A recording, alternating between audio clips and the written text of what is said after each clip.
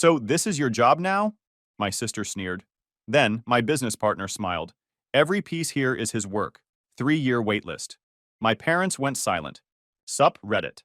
My parents told me I was throwing my life away by choosing sawdust over suits. A few years later, let's say the tables turned in the most satisfying ways possible. Here's what went down.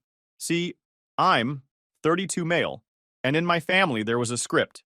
You went to an Ivy, you worked on Wall Street or in Big Law, you married someone from the country club, and you produced 2.5 kids who'd repeat the cycle. My sister Heather was crushing it at Johns Hopkins Medical School. My brother Ethan was already flipping properties and calling himself a real estate mogul at 26. Me?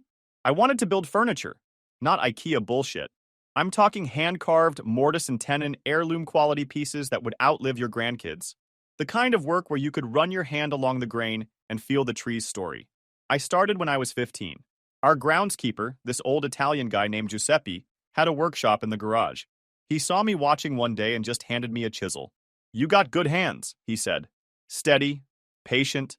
Most people, they rush. You wait." The first thing I made was a cutting board. Sounds simple, right? Wrong. Took me 6 tries. First one split because I didn't know shit about grain direction. Second warped because I used green wood like an idiot. The third looked like I'd attacked it with a chainsaw. Giuseppe just kept handing me new wood. Never said a word about the waste. By attempt 4, I was getting it. Giuseppe taught me to read wood like my father read stock tickers. Got my first real tools at a pawn shop with birthday money. A beat-to-shit Stanley No. 4 plane that needed 3 hours of restoration before it would take a shaving. Some chisels that looked like someone used them to open paint cans. A saw that cut about as straight as a politician's promise. But they were mine. I built my first real piece at 16. A desk for my room. Spent 3 months on it. Pined because I was too broke for hardwood. But I made that pine sing. Hand-cut dovetails that actually fit. Finished so smoothly you could see your reflection. My mother walked in, saw it, and said, "Did you buy this?" When I told her I made it, she actually laughed. "Don't be ridiculous." That desk is still in my workshop, by the way. I keep it as a reminder. Not of where I started, but of when I realized my family would never see value in what I could create. By 18, I was selling custom desks to kids at prep school for their dorm rooms. Clean work, solid. $300 a pop, which was beer money to them, but rent money to me. My parents thought it was cute, a phase. Like when I collected baseball cards. "At least stamp collecting is quiet," my mother said once, complaining about the sawdust I tracked in. "This woodworking obsession is just messy." Then came the family meeting, senior year at Dartmouth, where I'd been force-fed a business degree like a goose being prepped for foie gras.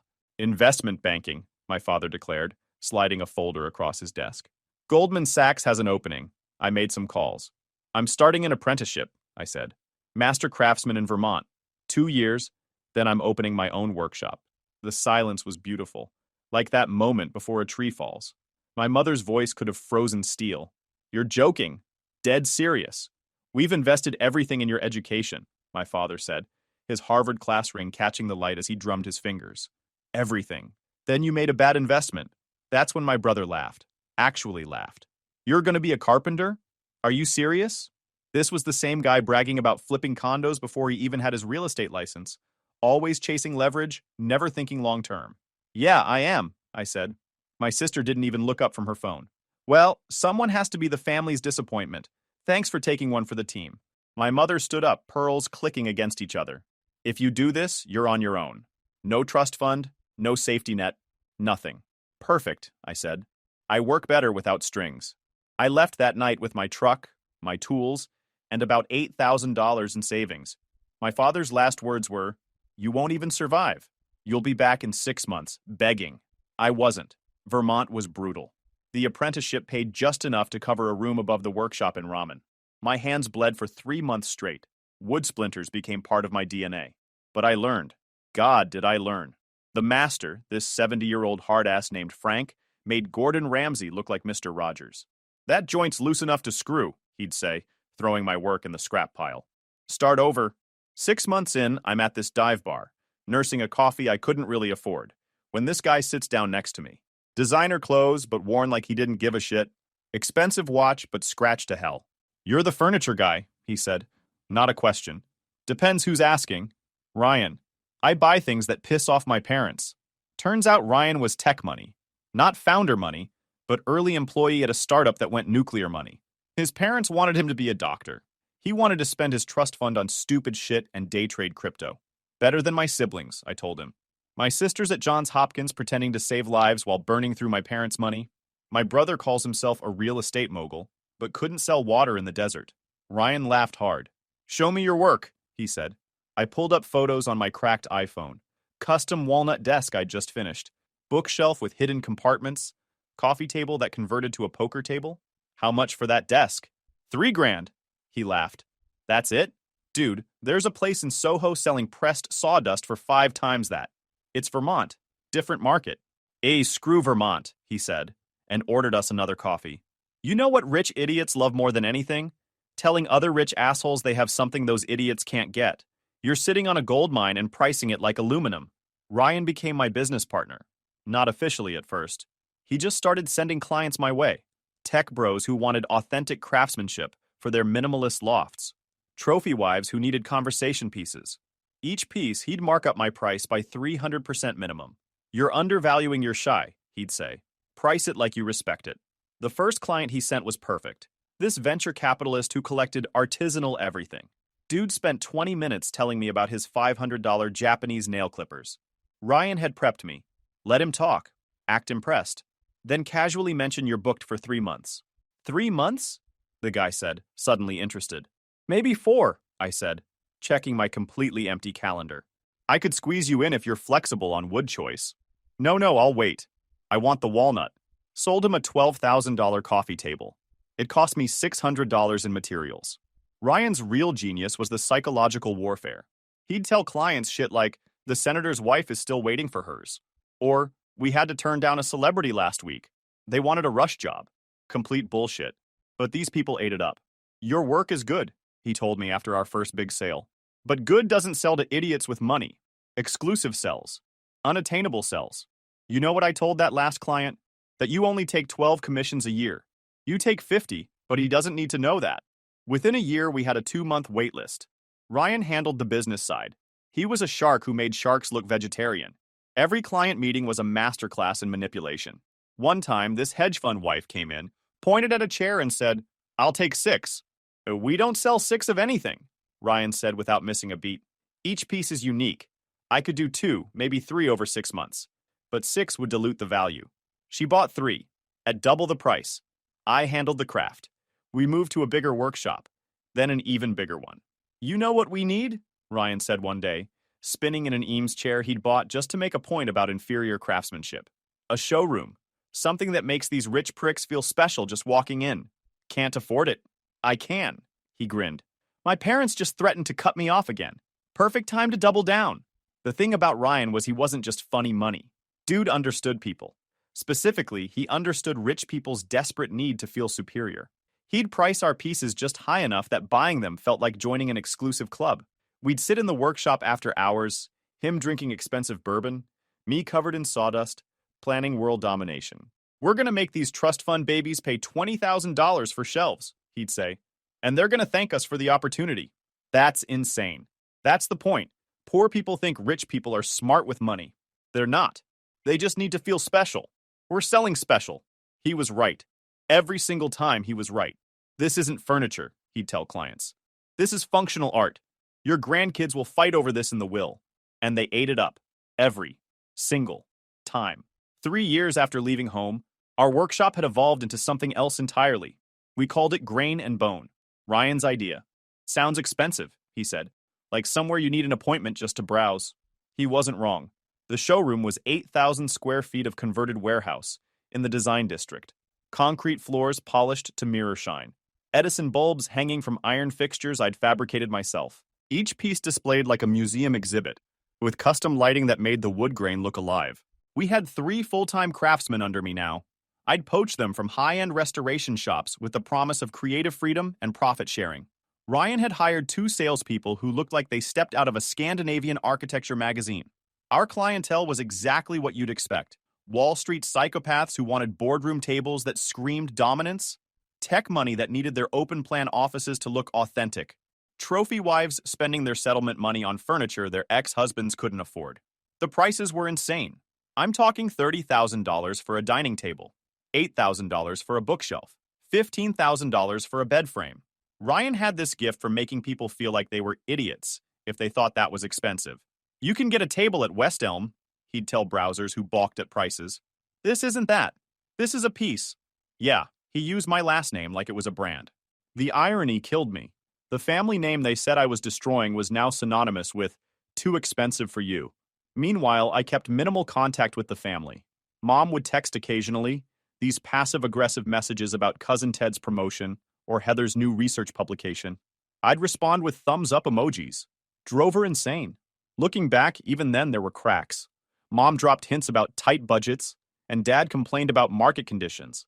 At the time, I brushed it off as rich people problems. The one time my father called, I let it go to voicemail. Just checking in, he said, voice tight. Your mother worries. Translation. Checking if I'd failed yet. I was living in a sick loft by then. Ryan and I had bought the building together. Another one of his piss-off-the-parents investments that actually made money. My place was the top floor. 20-foot ceilings, original brick, and furnished entirely with my own work. Every piece told a story. The dining table where I'd learned to book-match wood grain. The desk where I'd signed our first six-figure commission. The bed frame that took me 3 months to perfect because I kept scrapping it and starting over. But my family didn't know any of this. Far as they knew, I was probably living in a van, barely scraping by, building pine boxes for minimum wage. Ryan loved it. You're really gonna let them think you're homeless? Why ruin the surprise? Because it would be freaking hilarious to watch their faces? Patience, I said, running my hand along a piece of black walnut I was shaping into a console table. The longer you let wood cure, the stronger it becomes. He laughed. You're more petty than me, and I once bought my ex's favorite restaurant just to ban her. Did you really? Nah, but I thought about it. The health code violations shut it down before I could. He scrolled through his phone. Speaking of petty, your brother just posted another LinkedIn essay about synergistic real estate solutions.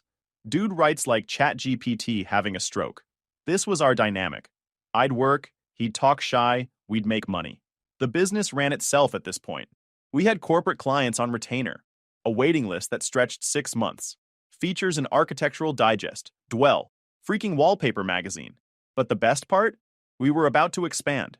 We'd found a second location, this massive space that used to be a textile factory.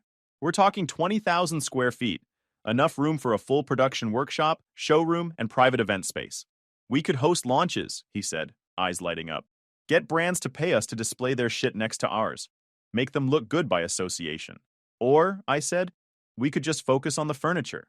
That's why you need me. You think too small? He pulled up the property listing on his phone. Look at this place. It's perfect. Right neighborhood, right vibe, and... He grinned. It's 15 minutes from your parents' country club. No way. Yes. Imagine it. They're driving to their stupid golf game. And boom. Massive sign. Grain and bone. Your name. Right there. That's petty. That's the point. I was about to argue when my phone buzzed. Text from my mother. Ethan's getting engaged. Dinner this Sunday to celebrate. The club, 7 p.m. Try to dress appropriately. I showed Ryan the text. You going? Wasn't planning on it. You should. His grin turned evil. But first, we need to make sure they know about the new showroom. How? Leave that to me. Just make sure you're free 2 weeks from now. Why? Because that's when your family's going to walk into our house. And they won't even know it's ours. The plan was beautiful in its simplicity. Ryan had our marketing girl create a targeted social media campaign, not aimed at my family directly. That would be obvious. Instead, we hit up all their friends. Every Greenwich hedge fund wife, every country club regular, every person in their social circle got served ads for Grain and Bones' exclusive preview event for our new showroom. Within a week, my mother's friends were talking about this mysterious high-end furniture atelier. Ryan made sure our pieces showed up in the backgrounds of influencer posts. Had a celebrity interior designer mention us in Vogue. Even got a senator's wife to post about her life-changing consultation with the Grain and Bone team. My mother took the bait exactly like we knew she would. The text came on a Tuesday. Ethan needs furniture for his new penthouse. That grain place everyone's discussing. Can you believe the wait list is 3 months? But Marcy's husband knows someone. We're going Thursday at 2 p.m. Ryan was literally cackling when I showed him. It's too perfect. They're name-dropping to get into your own store. Thursday came fast. I was in the workshop. visible through the giant glass wall that separated it from the showroom, but wearing my usual work clothes. Just another craftsman. Ryan was playing the role of senior sales associate, wearing a $3,000 suit that he'd bought specifically for this moment. "I want to look more successful than her husband," he'd said. The showroom was already half full of our typical clientele when they arrived. You know the type. I watched them walk in through the glass. My father in his power suit, checking his Rolex. My mother in full Greenwich uniform, Hermes bag, subtle but expensive jewelry, that pursed lip expression that meant she was preparing to be unimpressed. Ethan strutting like he owned the place. His fiancée Madison trailing behind in designer everything. Heather was there too, which surprised me. Figured she'd be too busy saving lives or whatever. Ryan greeted them at the door with his $1,000,000 smile. I couldn't hear everything, but I could see him gesturing around the space, probably explaining our philosophy, some bullshit about honoring the soul of the tree that made rich people wet. They walked past a couple examining a sideboard, the woman running her hands over it like she was petting a cat. "It's perfect, but 50,000?" she was saying. Her husband just shrugged and pulled out his black card. That's the thing about our clients. The price was part of the appeal. If everyone could afford it, they didn't want it. My family stopped at a dining table, American black walnut with copper inlays. My best work. Took me 4 months to perfect. We had it priced at $45,000. I saw my mother run her hand along it, that appreciative look she got. Then Ryan mentioned the price, and her hand snapped back like the wood had burned her. Ethan actually laughed, this dismissive bark that I could hear even through the glass. Even through the glass, I could see him shaking his head, probably making some smart-ass comment about overpricing. They moved to the living room section. Another client was there, some pharmaceutical exec who'd already bought 3 pieces, lecturing his girlfriend about investment furniture. Ryan smoothly guided my family around them, but I saw my mother's eyes tracking the guy as he casually discussed dropping another $30,000. Heather sat in one of our leather chairs, then stood up so fast she almost knocked over the side table. Ryan was explaining something. Probably the price. $12,000 for the pair. She had this look on her face like she'd sat on something wet. My father was getting agitated. I knew that stance. Arms crossed, jaw tight, the way he stood when someone was wasting his time. He started gesturing at pieces dismissively. Ryan just kept nodding, but I could tell from the glint in his eye he was enjoying every second of that. That's when Madison, the fiancée, started actually getting interested. She was running her fingers along a console table, asking questions. The entitled princess actually had taste. Ryan got animated, explaining the joint work, the wood selection process. Then she must have asked about custom work because Ryan gestured toward the workshop, toward me. They all turned. 5 pairs of eyes looking through the glass at the craftsman in flannel and sawdust. My mother saw me first. She squinted. Then her face went through this transformation. Dismissive to confused, to recognition to absolute shock in about 3 seconds. Her hand went to her pearls. Classic crisis mode. My father went completely still, like someone had hit pause on him mid-sentence. His mouth was actually open a little, this undignified gape that he'd have been mortified about if he could see himself. Ethan's jaw dropped. His fiancée grabbed his arm, confused. Heather dropped her purse. Just straight up dropped her $3,000 bag on our concrete floor. The sound echoed. I pulled off my safety glasses real slow, like I had all the time in the world. Set down my tools, brushed the sawdust off my hands, then walked to the showroom door and pushed it open. The smell of wood shavings and linseed oil followed me out. "Hey guys, shopping for something?" The silence was perfect. "What ... My mother started, then stopped. Started again. "What are you doing here?" "Working." "You work here?" Ethan managed, his voice cracking like he was 13 again. "I do." Ryan stepped forward, and I swear to God he deserved an Oscar. His face was this perfect mask of professional surprise. "Oh, you know our lead craftsman and designer? Every piece in this showroom is his work. Genius, really. 3-year waiting list for custom pieces." 3 years? Madison squeaked. "Well," Ryan said, looking thoughtful, pretending to consider something. "For family of the owner, we might be able to expedite." There it was, the bomb drop. "Owner?" My father's voice came out strangled. "Partner, technically," I said. "Ryan handles business, I handle creation." "This is impossible," Heather said. "This place, these prices, how?" "Funny," I said. "I don't remember failures building shops like this." Ethan was looking around now. I could see him doing the math. The square footage, the inventory, the clientele we obviously had. Behind him, that pharmaceutical exec was signing papers for his $30,000 purchase without even negotiating. That table, he said, pointing at the walnut piece. $45,000 for a table. 48.5 actually, Ryan corrected. Price went up. Demand exceeds supply. That's insane, my father said. That's market value, I replied. You taught me that, didn't you? Something's worth what people will pay? He had no response to that. My mother found her voice. Why didn't you tell us? Tell you what? That I wasn't failing? That I didn't need your money? That I was doing fine without the family name? I shrugged. Didn't seem relevant. We're your family, she said. And for the first time in years, she sounded genuinely hurt. Yeah, I said. The family that cut me off for choosing wrong. The family visit to Grain and Bone should have been the end of it. They saw I wasn't a failure. I got my satisfaction, everyone moves on. But my siblings couldn't let it go. Started with texts. Heather first, all concerned sister. Why didn't you tell us? We could have helped promote your business. Right. The same sister who laughed when I left. Then Ethan, trying to be casual. Hey bro, we should talk. Maybe grab a drink? I have some ideas about real estate opportunities for Grain and Bone. When I didn't respond to either, the messages got sharper. Heather, you think you're better than us now? Too successful to talk to family? Ethan, pretty shitty to let us think you were struggling. We worried about you. Then came the group text. Yeah, they made a family group chat just to gang up. Heather, it's honestly pathetic how you're holding this grudge. Ethan, man up and talk to your family. Heather, you were always jealous of our success. Now you get a little money and ghost everyone? Mom cries about you, you know. But I guess you're too important now. Success doesn't change genetics. You're still a part of this family. Act like it. Ryan was reading these over my shoulder at lunch. They worried? That's freaking rich. They're panicking, I said. I was supposed to be the failure. It made them feel secure. Want me to respond? I have some ideas. Nah, let them spiral. And spiral they did. Ethan showed up at the showroom the next week. To connect. He wore his most expensive suit, drove his Porsche, the whole power play. We should collaborate, he said, sitting in my office without invitation. Your furniture, my properties. I'm developing luxury condos. We could have an exclusive partnership. Thanks, but we're booked solid for 2 years. I'm your brother. And? His face went red. And family helps family. Like you helped me 5 years ago? That was different. You were being irrational. I was being honest about what I wanted. He stood up, angry now. You hold a grudge like a little bitch. I hold boundaries like an adult. Screw you.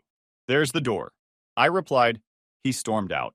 But not before I saw him taking photos of our price tags. Found out later he was showing them to people, trying to prove something. What? I don't know. Heather's approach was different. She went through Mom. Suddenly, my mother was calling weekly.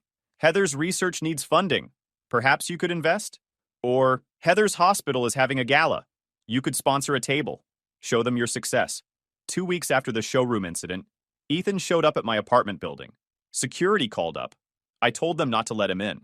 He left a note under the door anyway. Stop being a dick. We're blood. Heather tried cornering me at a coffee shop she knew I frequented. 5 minutes, she said. That's all I ask.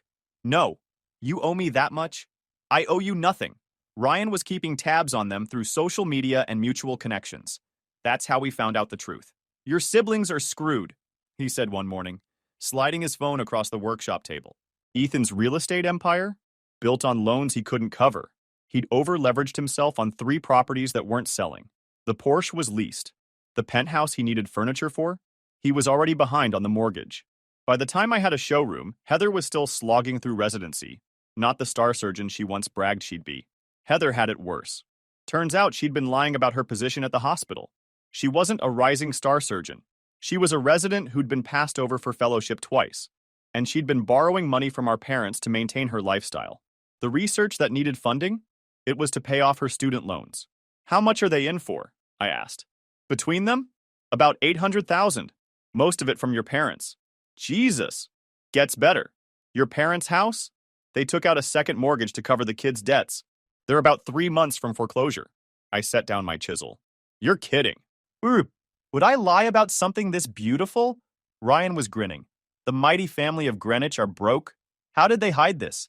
Rich people are experts at looking rich when they're not. But I know a guy who knows a guy at their bank. He paused. They're proper screwed. Unless ... Unless what? Unless someone with actual money helps them out. We looked at each other. The possibility hung in the air like sawdust. That's why they're trying to reconnect, I said. They need money, and you're the only one who has it. They don't know that for sure. Ryan laughed. Dude, you own a business with 3-year wait lists and $45,000 tables. They know. My phone buzzed. Text from Mom. Family dinner this Sunday. Important matters to discuss. Please come. I showed Ryan. You going? Yeah, I said. But I want to know exactly how bad it is first. I'll make some calls, get you real numbers. He stood up, then turned back. You know what we're gonna do? I have an idea. That's my boy. Sunday dinner was at the house I grew up in. The house that, according to Ryan's research, was 60 days from foreclosure. Walking through that door was a trip. Everything looked the same, but felt different. The Persian rugs were still there, but I noticed worn spots. The art was still on the walls, but there were pale rectangles where pieces had been sold. The whole place had that desperate shine of people trying too hard to seem fine. They were all in the formal dining room. The table, a genuine antique they'd always bragged about, was set with the good china, playing the part. Thanks for coming, my mother said, air kissing my cheek. She smelled like expensive perfume and desperation. My father stood to shake my hand. His grip was firm, but his eyes were tired. Son. First time he'd called me that in 5 years. Heather and Ethan were already seated, both looking uncomfortable. Madison wasn't there. Honestly, I should have seen it coming. Even at the showroom, she looked more impressed with the furniture than with Ethan. Found out later she'd bounced when she learned about his debts. Smart girl. We ate in mostly silence at first. The food was catered. Interesting, considering Mom used to cook these dinners herself. Another sign of the financial strain. Keeping up appearances even when you can't afford them. Finally, over dessert, my father cleared his throat. We need to have an honest conversation. Okay. About family, He paused, choosing words carefully. We've reflected on the past few years. Perhaps we were too harsh about your career choice. Perhaps? My mother jumped in. What your father means is we were wrong. We should have supported you. Blood is blood. Family comes first, always. We only pushed because we wanted better for you. I let that hang there. Just waited. Heather cracked first. Look, we get it. You're successful. We were assholes. Can we move past it? Why now? I asked. 5 years of nothing. Now suddenly you all want to heal. Why? They exchanged glances. My mother took a breath. Because family should stick together. Through everything. Through everything, I repeated. Like through someone choosing a different path? Or just through financial problems? The silence was beautiful. My father's jaw tightened. What are you implying? I'm not implying anything. I'm asking why you need family healing right when you need $800,000 to avoid foreclosure. Heather's fork clattered on her plate. How did you think I don't do my research? 3 missed mortgage payments, a $400,000 loan from your retirement fund, another $300,000 in personal loans. Should I continue? My mother's composure finally cracked. You've been spying on us? Nope. But when your siblings suddenly want to collaborate and reconnect, you ask questions? Ethan stood up. This is BS. We're trying to apologize and you're being a jerk. You're trying to manipulate me into bailing you out. We're family. Now we are. 5 years ago, I was on my own, remember? My father slammed his hand on the table. Old power move. Enough. Yes, we have some financial challenges. But that's not why we're here. Prove it, I said. Tell me you don't need money, and this dinner is just about family healing. Say it. He couldn't. I stood up. Thanks for dinner. Wait, my mother said, and for the first time in my life, I heard her beg. Please, we could lose everything. Like I did when you cut me off? That was different. It was exactly the same, except I didn't have family to turn to. Heather tried a different angle, tears forming in her eyes. I've been getting threatening calls from loan sharks. I'm scared. Is that what you want? Your sister living in fear? You took out loans you couldn't pay. That's not my problem. You're really going to let us lose everything? Ethan said. Out of spite? My mother stood, tears now flowing freely. I know we hurt you. I know we were wrong. But we're still your family. Doesn't that mean anything? It meant everything, I said. Until you taught me it meant nothing. I headed for the door, then stopped. Turned back. Then I dropped the thing they didn't expect. I'll make you an offer, I said. I'll buy the house. Hope flashed in their eyes. What? Mom asked. You can live in it? As tenants? Market rent? First and last month up front? Credit check? References? The whole thing. You want to be our landlord? My father's voice was dangerous. I want you to remember every month when you write that check that the family failure is the only reason you still have a roof. That's cruel, my mother whispered. That's business. Something you all understand, right? Ethan laughed, bitter. Nah, you're bluffing. Ryan's already drawn up the paperwork, below market purchase price. You're not exactly in a position to negotiate. You have 72 hours to decide. I left them there, sitting at their antique table in their soon-to-be foreclosed house, drowning in the consequences of their own choices. In the truck, I called Ryan. How'd it go? They'll take it. You sure? They don't have a choice, and they know it. This is damn beautiful, man. You're really going to be their landlord? With a property management company handling everything. I don't want to deal with them directly. Cold, practical. Same thing. He paused. Oh, and we'll need first and last month's rent up front, plus security deposit. Standard procedure for tenants with poor credit.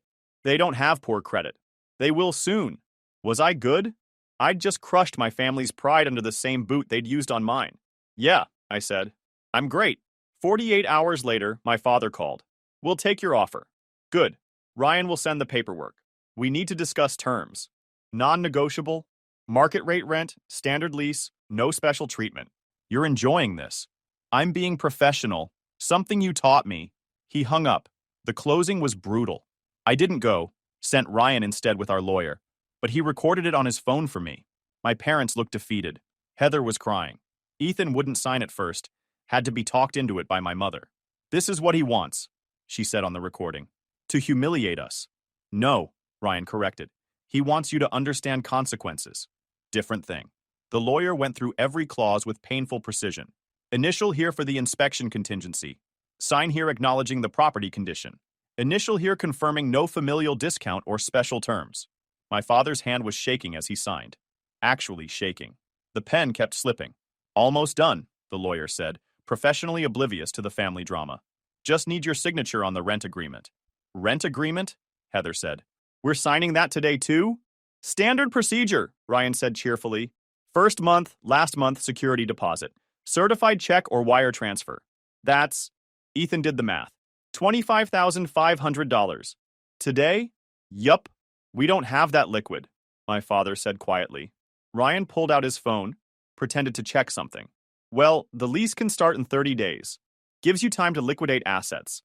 Of course, you'll need to vacate by then if you can't make the payment. Are you serious? Vacate our home? My mother said.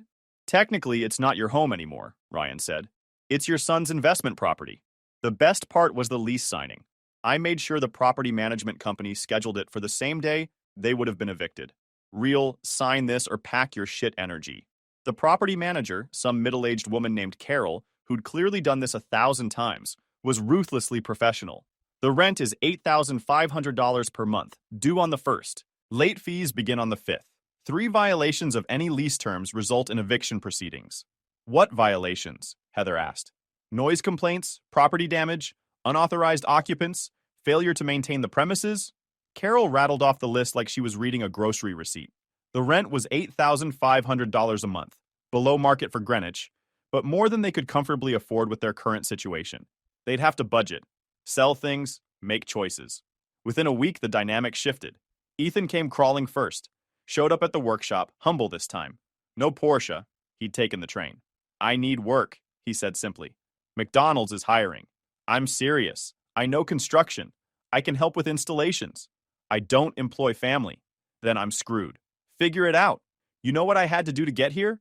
I sold my watch, my college graduation watch from Dad, for train fare, for $50. It was worth $2,000. Should have gone to a better pawn shop. He left, but not angry this time. Just broken. Heather lasted 2 weeks before calling. The hospital cut my position. Budget constraints. Sorry to hear that. I need a loan. Just until I find something. No. You're really going to let me starve? You're really going to be dramatic? You're a doctor. Find work.